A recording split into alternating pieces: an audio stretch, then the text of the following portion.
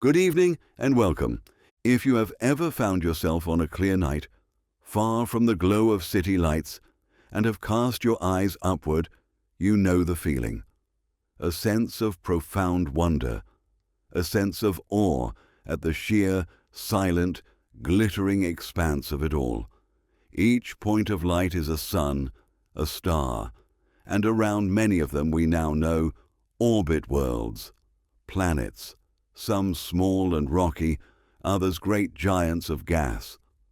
The sky is a tapestry of possibilities, a celestial ocean teeming with potential harbors for life.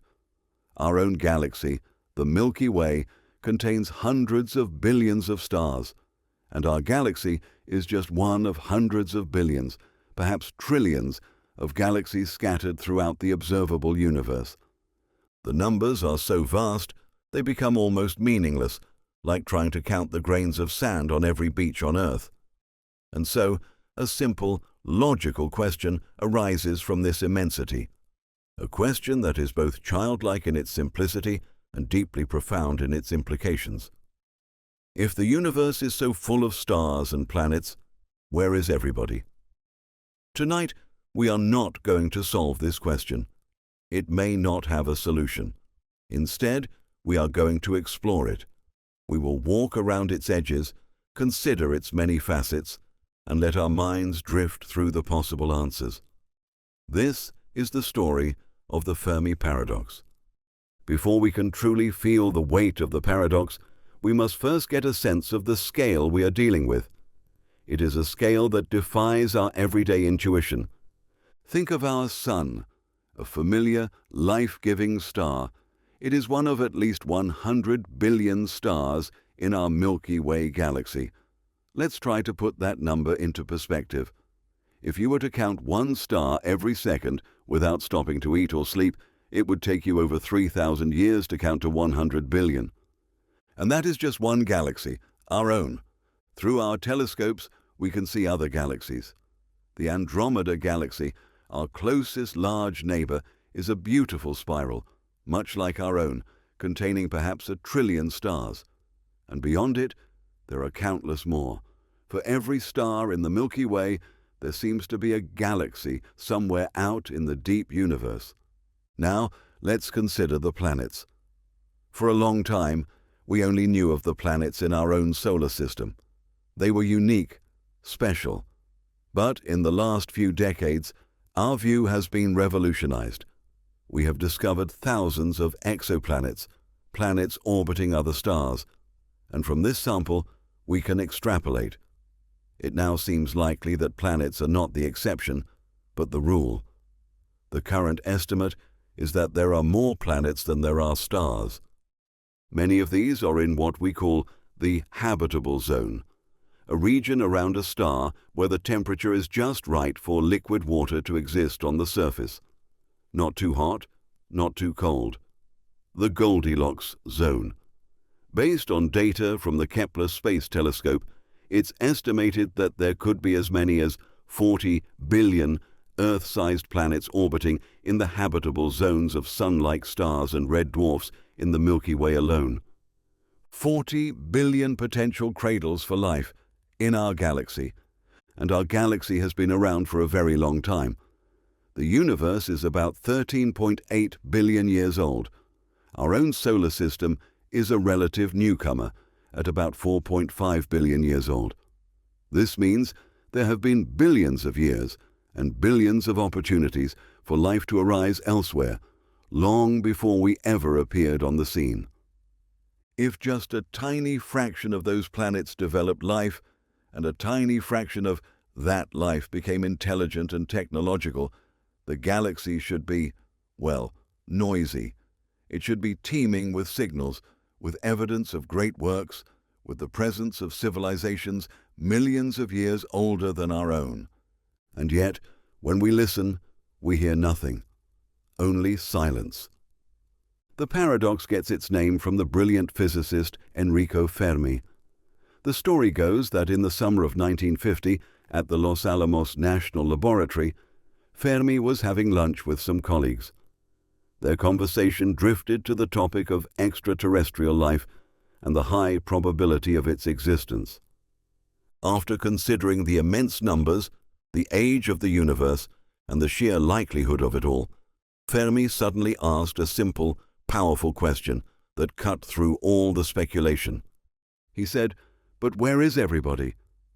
That is the heart of it. The argument is not just that life is possible. The argument is that, given the scale and the time involved, it feels almost inevitable.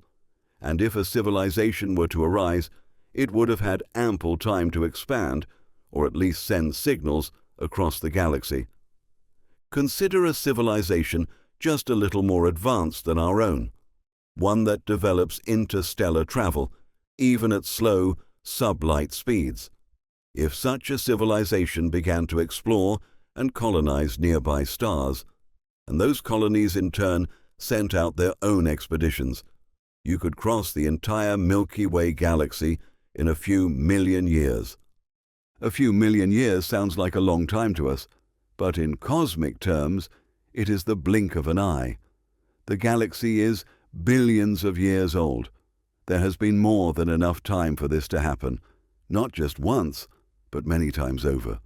So, the paradox is this: there is a profound contradiction between the high estimates of probability for the existence of extraterrestrial intelligence and the utter lack of evidence for or contact with such civilizations. The universe should be a bustling galactic metropolis. Instead, it appears to be an empty wilderness. This silence is what we must now explore.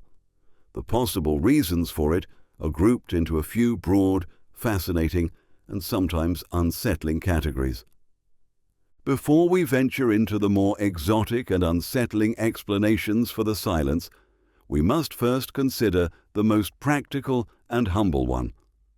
Perhaps the reason we haven't found anyone is simply that we haven't really looked. Our search for extraterrestrial intelligence, or SETI, is a very young endeavor. The first modern SETI experiment was conducted in 1960 by the astronomer Frank Drake, who pointed a radio telescope at two nearby stars, hoping to catch a signal.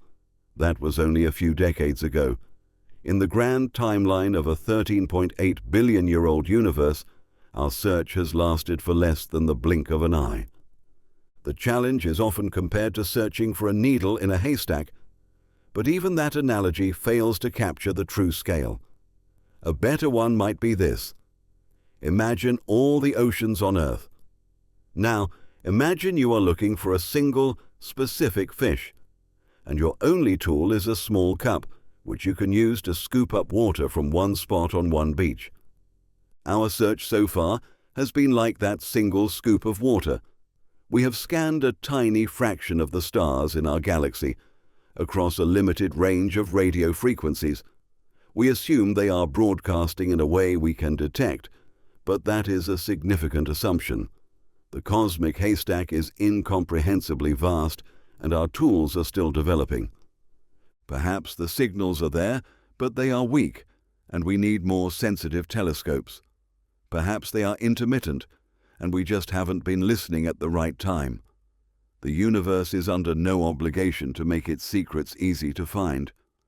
The silence we perceive might not be a true silence at all, but simply the result of a search that has only just begun. Patience, in this cosmic context, is measured not in years, but in centuries, or even millennia. Let us now assume that life does arise, and it does try to make itself known. There may still be immense hurdles that stop it from ever reaching us. This is the concept of the Great Filter, a series of barriers that are incredibly difficult to overcome. We first considered the idea that the filter is behind us, making us rare, or ahead of us, making us endangered. But there are other, less dramatic, but equally powerful filters to consider. One such filter may be the sheer difficulty of interstellar travel. Our science fiction is filled with starships that leap between worlds, but the reality is far more daunting. The distances between stars are almost beyond human comprehension. A journey to our nearest stellar neighbor, Proxima Centauri, with our fastest current technology, would take over 50,000 years. To travel faster would require energies that dwarf our entire global energy consumption. You would need to solve the problem of shielding your ship from interstellar dust, which at near light speeds would become lethal projectiles. You would need to create a closed ecosystem that could sustain a crew for generations. It may be that interstellar colonization is simply too hard, too expensive, or too dangerous for any civilization to ever seriously attempt. Perhaps every intelligent species looks out at the vast, dark ocean between the stars and wisely decides to stay on its own shore. They may flourish on their home worlds, build great civilizations, and live out their entire existence without ever leaving their own solar system. The galaxy could be full of such island civilizations, each living in splendid isolation, separated by a gulf of space that is, for all practical purposes, uncrossable. This idea suggests that the emergence of intelligent life is not as easy as the numbers might suggest. The rare Earth hypothesis argues that while simple life, like bacteria, might be common, the specific set of circumstances that allowed for the evolution of complex intelligent life on Earth is extraordinarily rare. Consider the ingredients. We needed a stable, long-lived star. We needed a planet in the habitable zone with liquid water. We needed a large moon to stabilize our axial tilt, giving us predictable seasons. We needed a powerful magnetic field to shield us from cosmic radiation. We needed plate tectonics to regulate our climate and recycle carbon. The list of these just right conditions is long and specific. It's possible that the cosmic lottery has to be won not just once, but dozens of times in a row for a planet to go from a simple microbial mat to a world capable of producing beings who can look up at the stars and wonder where everyone else is. Building on this idea is the concept of the great filter being behind us. We are the first, or one of the very first, to have survived it.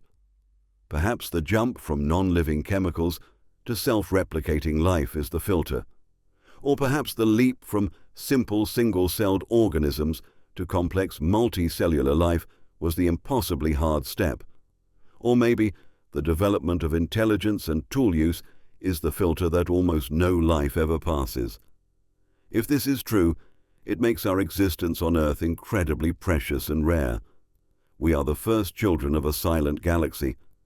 The second possibility is more unsettling. The great filter may be ahead of us. Perhaps every civilization that reaches our level of development inevitably discovers a technology that leads to its own destruction. Nuclear war, runaway climate change, a mismanaged artificial intelligence, a genetically engineered plague. The filter could be the challenge of surviving our own adolescence as a technological species. If this is the case, the silence we hear in the cosmos is the silence of graveyards. Now we move into a different realm of possibilities. In this view, the universe is not empty. The neighbors are there, but for various reasons they remain hidden from our view. The silence is not an absence, but a choice, or a consequence of a reality far stranger than our own. First, let us expand on an idea we touched upon earlier, the zoo hypothesis. This proposes that advanced civilizations are aware of us, but have deliberately chosen not to interfere. They observe us from a distance, treating Earth as a cosmic nature preserve. The reasons could be ethical, a prime directive to avoid contaminating a less developed culture and disrupting its natural evolution. Or the reasons could be scientific. They are studying the emergence of life and intelligence in its natural state. This is a comforting thought in a way. It recasts the silence as a sign of wisdom and respect. However, it requires an almost impossible level of coordination and discipline. For this to be the solution, every single alien civilization in our vicinity must agree to abide by the non-interference rule. For millions or even billions of years, not one of them must break the silence. Not one probe can crash. Not one signal can be accidentally leaked. It requires a galactic consensus that is perfectly maintained, which itself seems unlikely. This leads us to another possibility. The silence is due to a chasm of understanding. We are looking for life that resembles us, that uses technology we can recognize. But what if they are fundamentally, incomprehensibly different? We are carbon-based life that communicates with electromagnetic waves. Perhaps in the methane seas of a frozen moon, there is silicon-based life that communicates through slow chemical changes. Perhaps there are beings of pure energy living in the heart of a nebula. A civilization millions of years older than us might not use radio at all. They might use neutrinos, or gravitational waves, or modes of communication woven into the fabric of space-time itself. We are searching for a conversation in a language we understand, but the universe may be a library of books written in languages we can't even perceive. The problem is not that there are no other minds, but that there is no common ground upon which to meet them. Within this idea of hidden neighbors lies a more patient one, the Great Sleep. This is also known as the estivation hypothesis. It suggests that the most advanced civilizations are not dead, but dormant. The ultimate currency for an information-based society is computation, and computation produces heat. In our current, relatively young and warm universe, energy is expensive and heat is a problem. This makes large-scale computation inefficient. So, the truly ancient, super-advanced civilizations may have made a logical choice.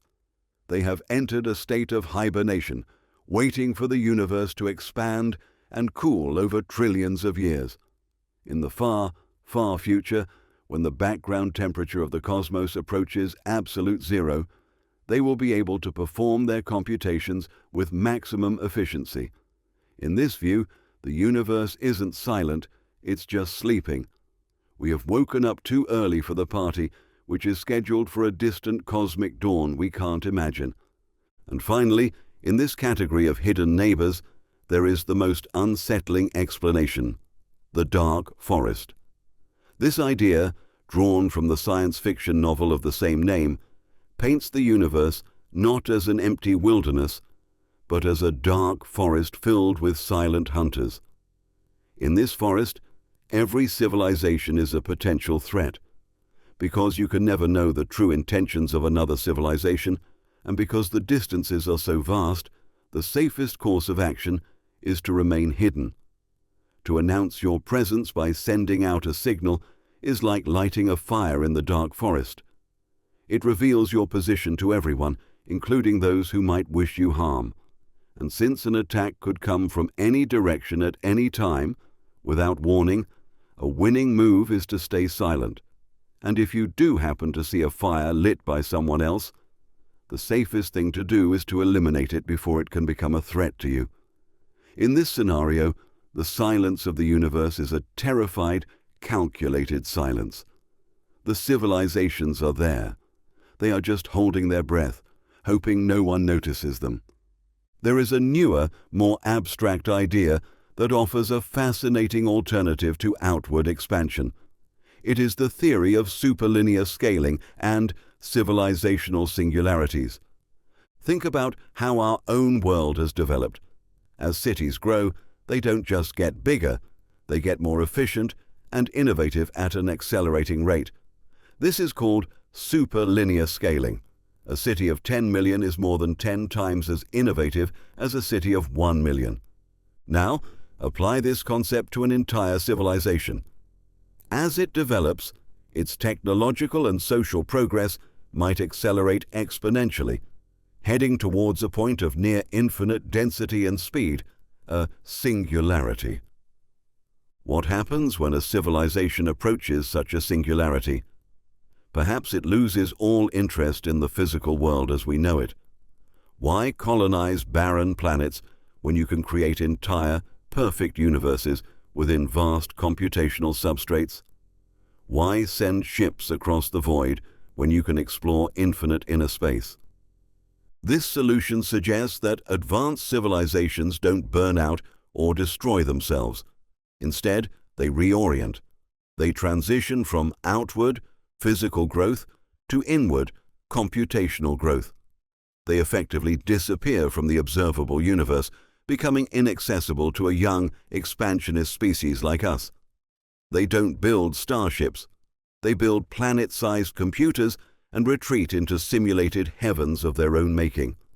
The silence, in this case, is the sound of civilizations that have transcended the physical realm, leaving the material universe behind as a mere starting point. The final category of thought is perhaps the most speculative, and it is one we will only touch upon gently. It is the idea that extraterrestrial intelligence is not absent, nor is it hiding. It is here, all around us, but in a form that we are simply too primitive to perceive. The physicist Michio Kaku compares this to a human walking past an anthill. We don't stop and try to communicate with the ants. Their concerns are not our concerns. We are so far beyond them that for all practical purposes we don't even exist in their reality. An advanced civilization might be all around us. It could be in other dimensions. It could have integrated itself into the fabric of physics, manipulating dark matter and dark energy in ways that are completely invisible to us. Their existence might be as fundamental to the universe as gravity, and we are simply unaware of it, a part of a system we cannot comprehend. This idea dissolves the paradox by suggesting we are not asking the right question. It's not, where is everybody? But, what is the nature of the reality we are in?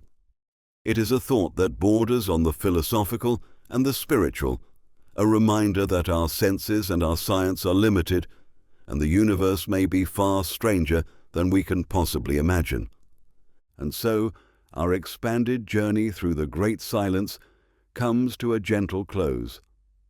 We have wandered through the vast numbers of stars and planets, a cosmos that feels ripe for life. We have stood with Enrico Fermi and asked his simple, shattering question. We have considered the humble possibility that we simply haven't looked hard enough, and that patience is all that is required. We have weighed the immense difficulty of crossing the interstellar ocean. We have contemplated the lonely miracle of our rare Earth, and the sobering thought of a great filter that may still lie ahead. We have explored the shadows, imagining a universe where our neighbors are hidden. Perhaps they watch us from a respectful distance in a cosmic zoo, or perhaps they are simply too alien for us to comprehend. We have pictured a universe that is sleeping, waiting for a colder future, and we have listened to the terrified silence of a dark forest. We have even considered that the most advanced civilizations do not expand outwards, but turn inwards, disappearing into realities of their own creation. And finally, we have touched on the idea that they are already here, woven into the world in a way we cannot yet see. The Fermi Paradox has no answer. That is its power. It is not a problem to be solved, but a space for wonder. It recalibrates our perspective, reminding us of the scale of time, the preciousness of our world, and the profound mystery of the cosmos. The silence does not need to be seen as empty. It can be seen as an invitation to listen, to explore, to learn, and to cherish the one island of life we know for sure, our own. And so, our journey for tonight comes to a close. May your thoughts be calm and your rest be deep. Sleep well.